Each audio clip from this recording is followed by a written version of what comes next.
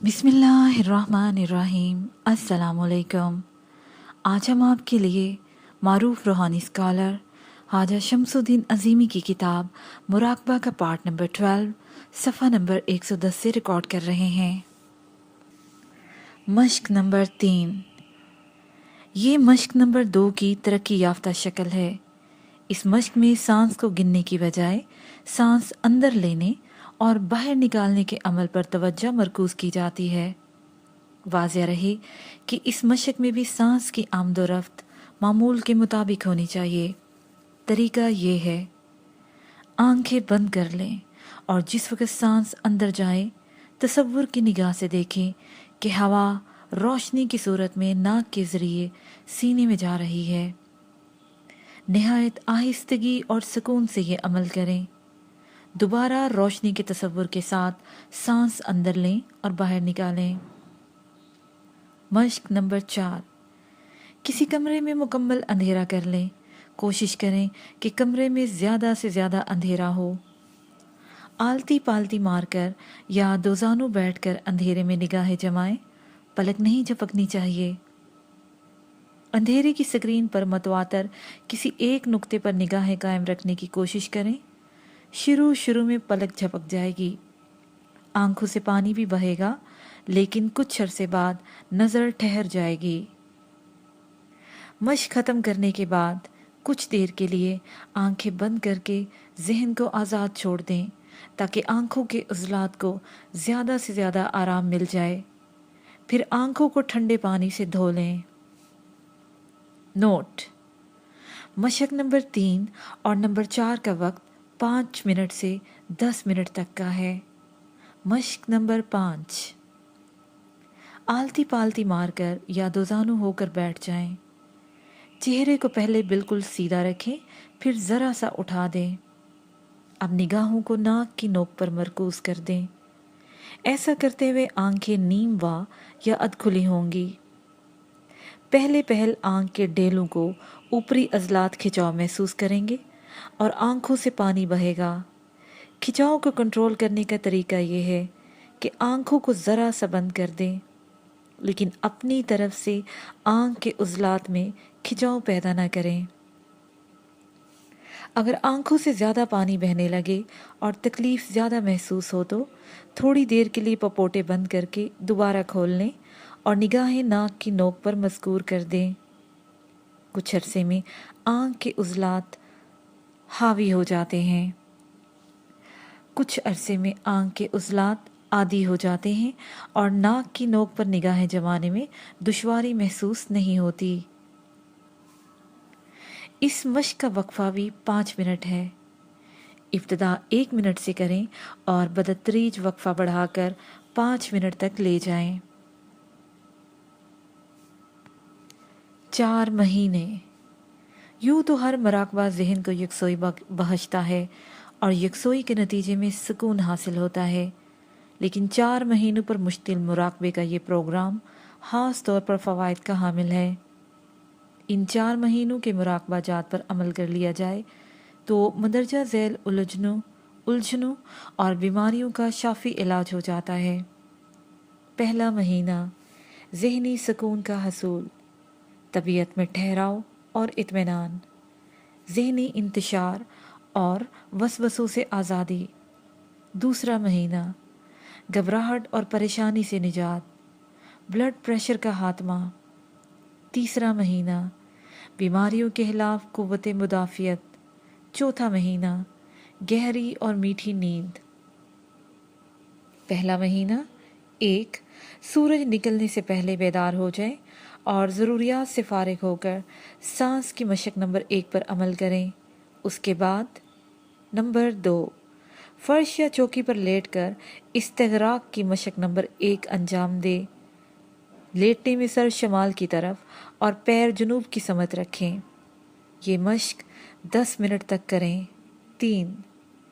इस्तिग़राक़ की मशक के बाद मुराकबे की नशिस्त में बैठकर तसव्वुर करें कि आपके ऊपर नीले रंग की रोशनियाँ बरस रही हैं। मुराकबे की मुद्दत 15 मिनट है। 4. रात सोने से पहले इस्तिग़राक़ की मशक नंबर 1 10 मिनट तक करें। उसके बाद बात किए बगैर बिस्तर में चले जाएं और सो जाएं। दूसरा महीना, सुबह सांस की मशक के बाद इस्तगराक की मशक नंबर 2 करें। उसके बाद इस्तगराक की मशक नंबर 1 अंजाम दें और ये तसव्वुर करें कि आपके ऊपर सब्ज़ रोशनी बारिश की तरह बरस रही है। रात को सोने से इस्तगराक की मशक नंबर 1 10 मिनट तक करें। इसके बाद बात किए बगैर बिस्तर में चले जाएं और गुलाबी रंग रोशनी का मुराकबा करें। तीसरा महीना, दूसरे माह का प्रोग्राम जारी रहेगा। चौथा महीना, फ़र्क ये करें कि सुबह सांस की मशक के बाद इस्तगराक की मशक तर्क करके ये मशक करें। सांस की मशक की नशिस्त में बैठकर आहिस्ता आहिस्ता सांस अंदर खींचें और तसव्वुर करें कि फ़िज़ा से सेहत और तवानाई और नींद की लहरें सांस के ज़रिए जिस्म में जज्ब हो रही हैं। जब सीना सांस से भर जाए तो बग़ैर रोके सांस को खारिज कर दें। ये मशक 5 मिनट करें। ग़िज़ाई एहतियात, ज़्यादा चिकनाई, सकील और बादी अशिया, तेज़ मिर्च मसालों और तेज़ नमक से परहेज़ करें। मौसम की सब्जियों और फलों का इस्तेमाल किया जाए। शख्सियत में निखार, कशिश और मकनातीसी क़ुव्वत पैदा करने के लिए हस्बे ज़ैल प्रोग्रामों पर एक माह अमल करें। नंबर 1, सुबह सूरज निकलने से पहले उठ जाएं और सांस की मशक नंबर 1 पर अमल करें। सांस की मशक के बाद फर्श या चौकी पर पुश्त के बल लेट जाएं। दोनों पैर फैला लें और हाथ पहलू के साथ रखें। दोनों नथनों से आहिस्ता आहिस्ता सांस अंदर खींचें और तसव्वुर करें कि ज़मीन की मकनातीसी लहरें जुनूब की तरफ से आती हुई आपके अंदर से गुजरकर शमाल की तरफ जा रही हैं।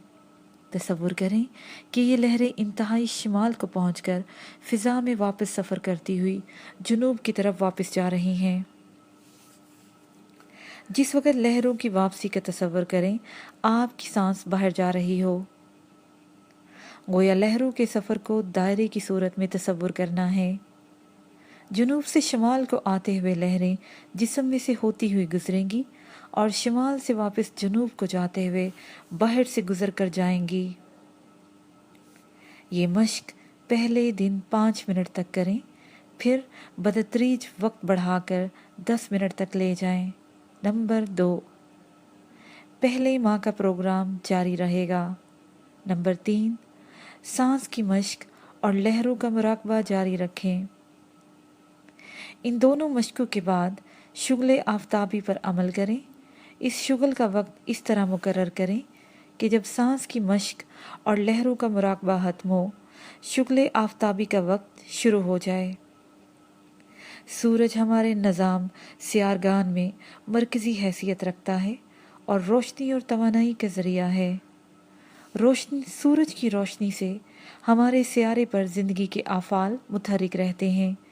पौधे और जानदार दोनों सूरज की तवानाई से फैज़ हासिल करते हैं। सूरज की तवानाई को ज़्यादा से ज़्यादा अपने अंदर ज़हीरा करने और इस्तेमाल करने के लिए कई तरीके ईजाद किए गए हैं। इन तरीक़ों से ना सिर्फ असाबी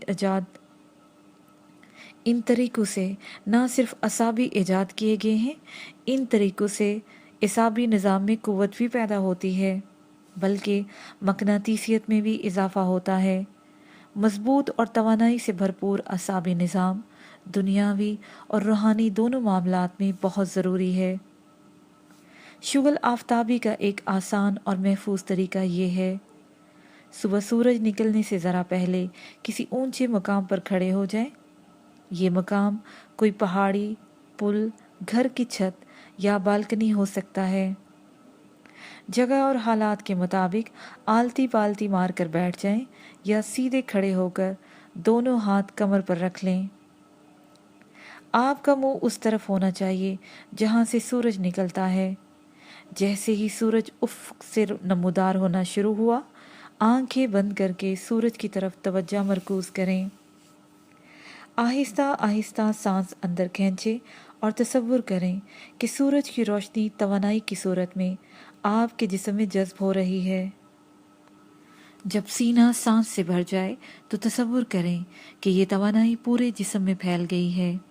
फिर सांस को आहिस्ता आहिस्ता बाहर निकाल दें। पहले दिन 1 मिनट ये शुगल करें, फिर हर 10 दिन के बाद 1 मिनट बढ़ा दें और इसी तरह वक्त बढ़ाकर 3 मिनट कर दें। मतला अबर आलूद हो तो इसी तरह ये अमल करें। फ़र्क सिर्फ ये होगा कि सांस अंदर खींचते हुए तसव्वुर करें कि उफ़क़ पर सूरज मौजूद है और इसकी तवानाई की लहरें आपके अंदर जज्ब हो रही हैं। सांस नंबर 4। सांस की मशक नंबर 1 तर्क करके मशक नंबर 2 शुरू कर दें। दीगर मशकें हस्बे साबिक जारी रहेंगी। ग़िज़ाई एहतियात। मुरगन और मसालादार ग़िज़ाओं से इज्तनाब करें। उबले हुए खाने खाएं। अलबत्ता बहुत कम मिक़दार में ज़ैतून का तेल इस्तेमाल किया जा सकता है। सिगरेट नोशी तर्क कर दें। चाय सिर्फ 2 वक्त पिएं। क़ुव्वते मदाफ़ियत।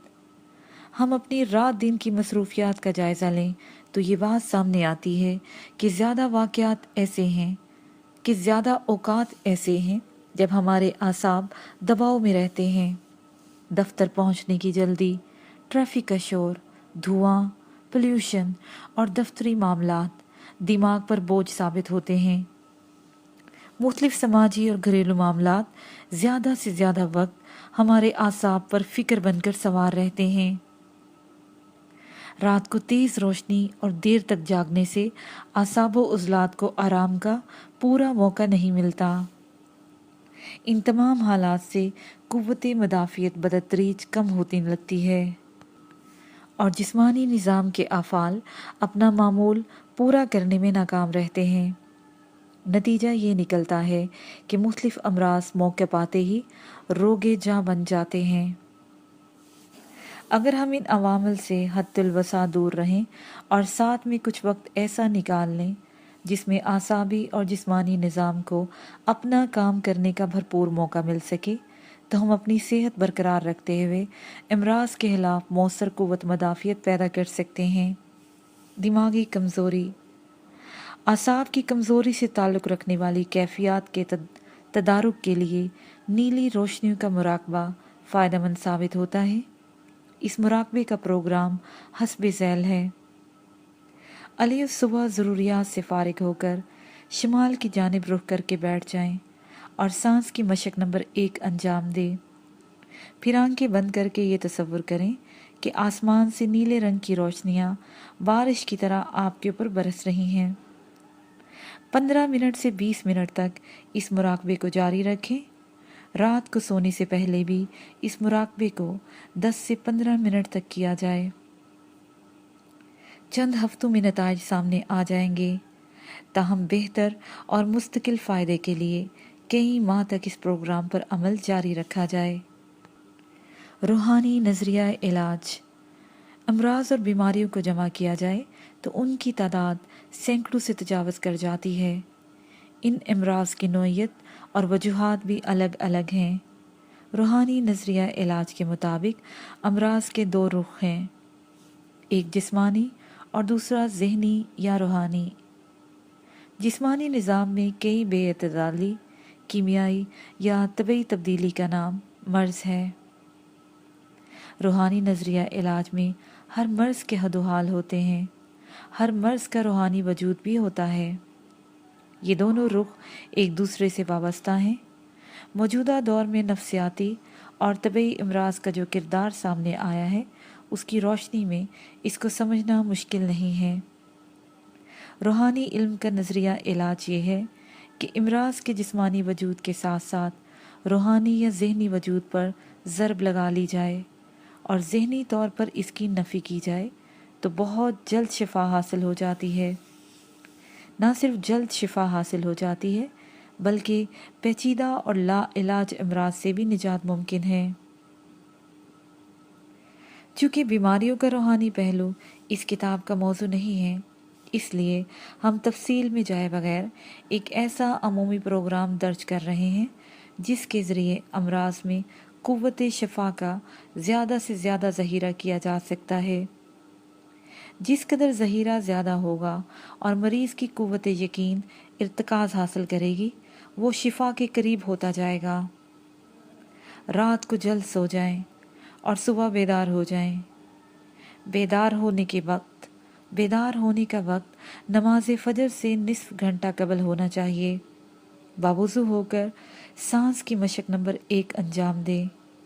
ذہن کو تمام خیالات سے آزاد کر کے چہل قدمی کریں اور یا حفیظ کا ورد کرتے رہیں یہاں تک کہ نماز فجر کا وقت آ جائے۔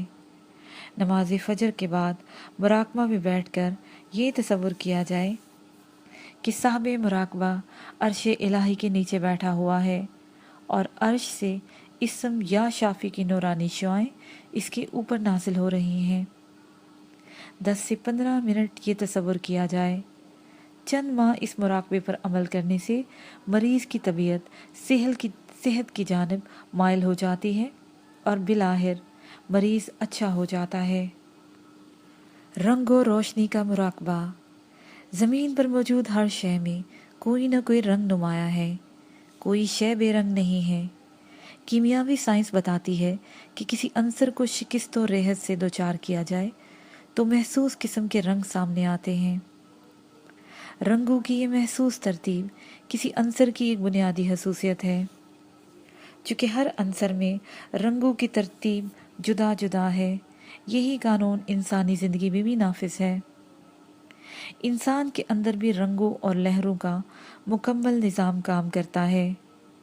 رنگوں اور لہروں کا خاص توازن کے ساتھ عمل کرنا کسی انسان کی صحت کا ضامن ہے۔ اگر رنگوں میں رد و بدل ہو جائے تو انسانی طبیعت میں بھی تبدیلی واقع ہو جاتی ہے۔ جذبات اور محسوسات میں رنگوں کا کردار نہایت اہم ہے۔ یہ روزمرہ کا مشاہدہ ہے کہ بری خبر سن کر چہرے کا رنگ زرد پڑ جاتا ہے۔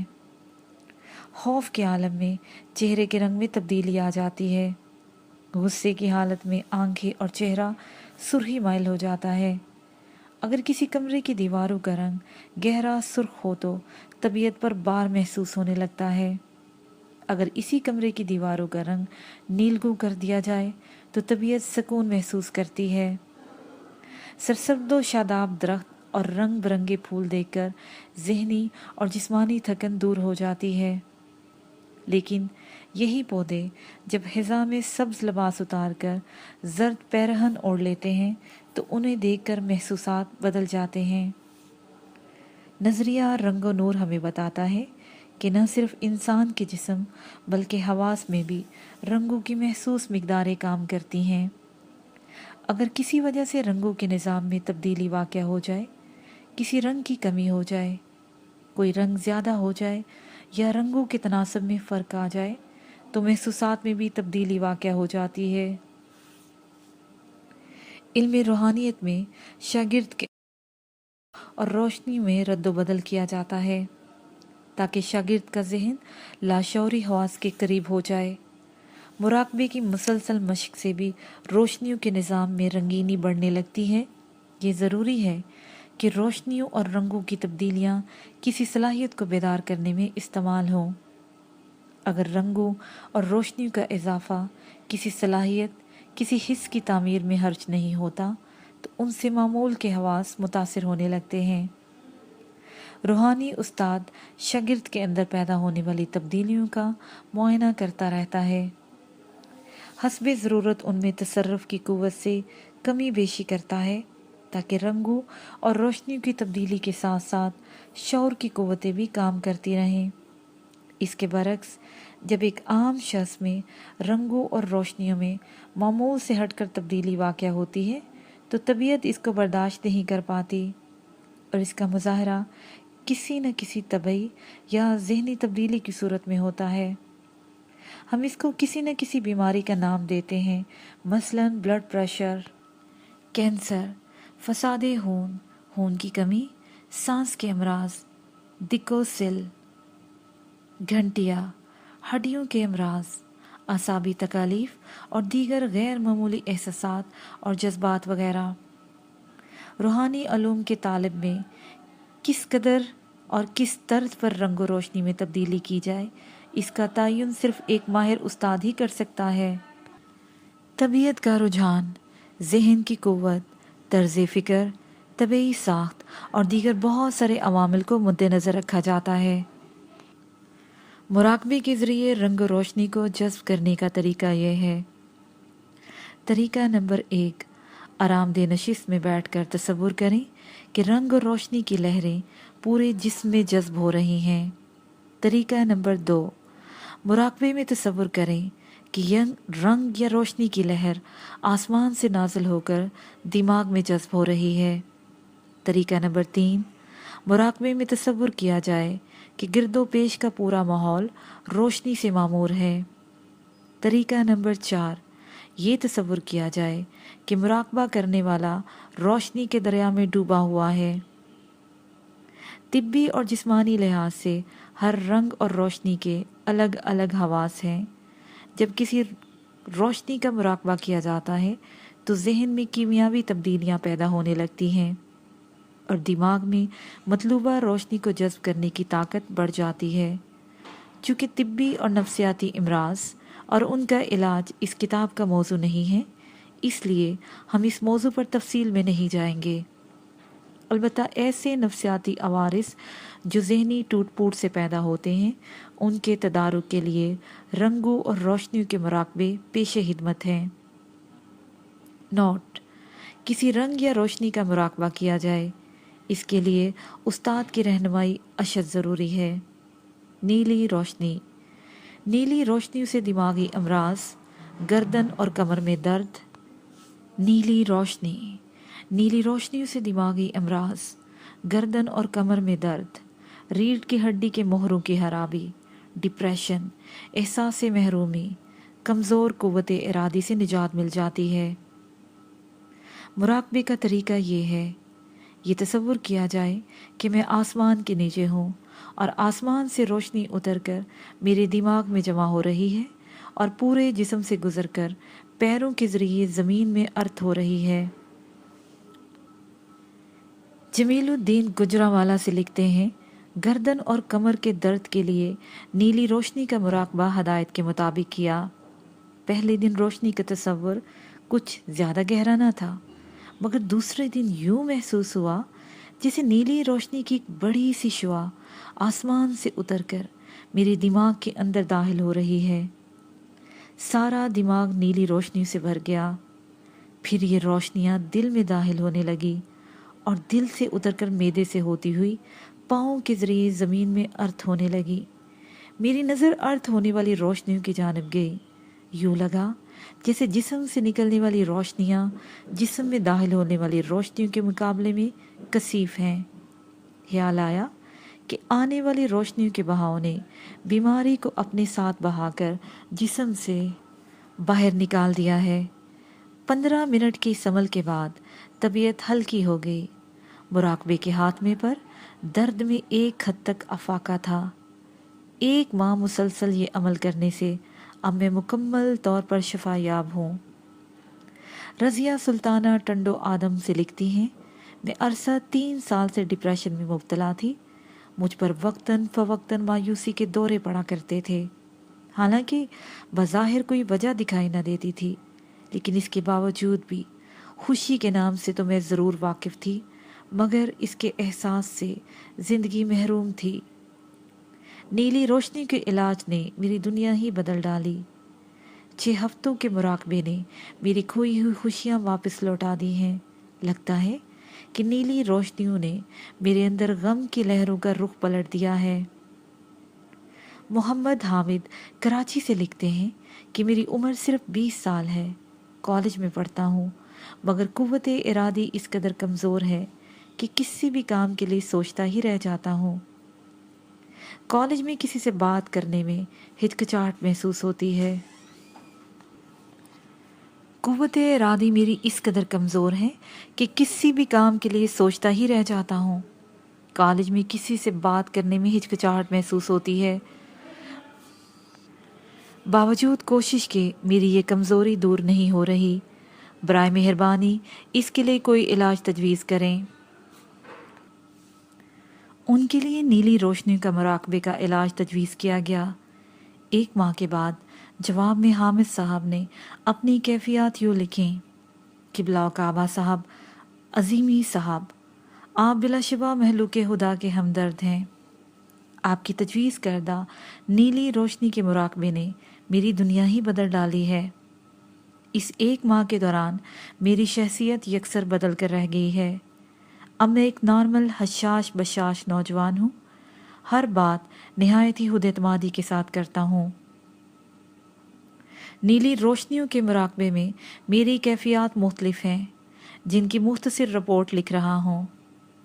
پہلے دن روشنی کا تصور ہی نہیں بندھا، بلکہ ذہن میں خیالات نہایت ہی تیزی سے آتے جاتے رہے۔ آپ کی ہدایت کے مطابق میں نے ان پر توجہ نہ دی۔ پھر تصور میں آسمان سامنے آ گیا اور نیلے رنگ کا تصور قائم ہو گیا۔ پھر تقریباً کئی دنوں تک مسلسل ایک سی کیفیت رہی کہ نیلی شعاعیں آسمان سے اتر کر میرے دماغ اور قلب میں جذب ہو رہی ہیں۔ پھر اس کے بعد کئی دنوں تک مجھے اپنا سراپا نیلی روشنیوں کا بنا ہوا دکھائی دیا۔ مراقبے کے بعد میں خود کو ہلکا پھلکا محسوس کرتا تھا۔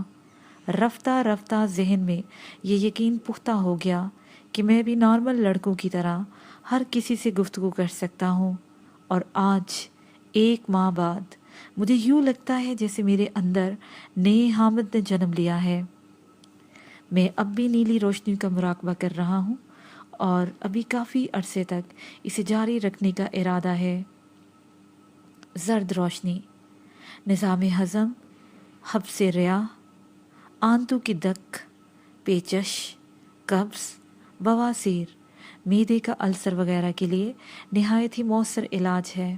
کیس: سلمیٰ چودھری ملتان سے لکھتی ہیں، میں 2 سال سے معدے کے السر کی مریضہ تھی۔ آپ نے زرد روشنی کا مراقبہ کرنے کی ہدایت کی تھی۔ میں اسی طرح تصور کرتی تھی کہ آسمان کے نیچے بیٹھی ہوں اور آسمان سے زرد روشنی نکل کر میرے سر پر سے ہوتی ہوئی معدے میں ظاہرہ ہو رہی ہے۔ اس زرد روشنی میں میرے معدے کا السر تحلیل ہو رہا ہے۔ 2 ہفتے تک یہی احساس و کیفیات رہی کہ السر آہستہ آہستہ روشنی میں تحلیل ہو کر چھوٹا ہوتا جا رہا ہے۔ 2 ہفتے بعد ایک دن مراقبے میں خود بخود یہ بات ذہن میں آ گئی اور اب السر معدے سے غائب ہو چکا ہے، اور اب صرف زرد چمکیلی روشنی اور لطیف روشنیاں معدے میں موجود ہیں۔ اس دن کے بعد تقریباً ہر روز یہی کیفیات رہی اور آج 1 ماہ ہو گیا ہے۔ میں نے دوائیں بالکل چھوڑ دی ہیں، صرف زرد روشنی کا مراقبہ کر رہی ہوں۔ میں کس طرح آپ کا شکریہ ادا کروں؟ میں تو آپ کا شکریہ ہی ادا نہیں کر سکتی۔ آپ نے مجھے نئی زندگی بخشی ہے۔ کاکڑا ٹاؤن سے منصور احمد لکھتے ہیں، مجھے بہت پرانی پیچش کا مرض تھا، ہر جگہ سے علاج کرایا مگر ذرا افاقہ نہ ہوا۔ ہمت ہار کر میں تقریباً مایوس ہو کر بیٹھ گیا۔ ایک دن میرے ایک دوست نے مجھے عظیمی صاحب کا پتہ بتایا کہ تم وہاں جا کر علاج کراؤ۔ میری حالت سنتے ہی عظیمی صاحب نے فرمایا، آپ زرد روشنی کا مراقبہ کریں، اللہ نے چاہا تو آرام آ جائے گا۔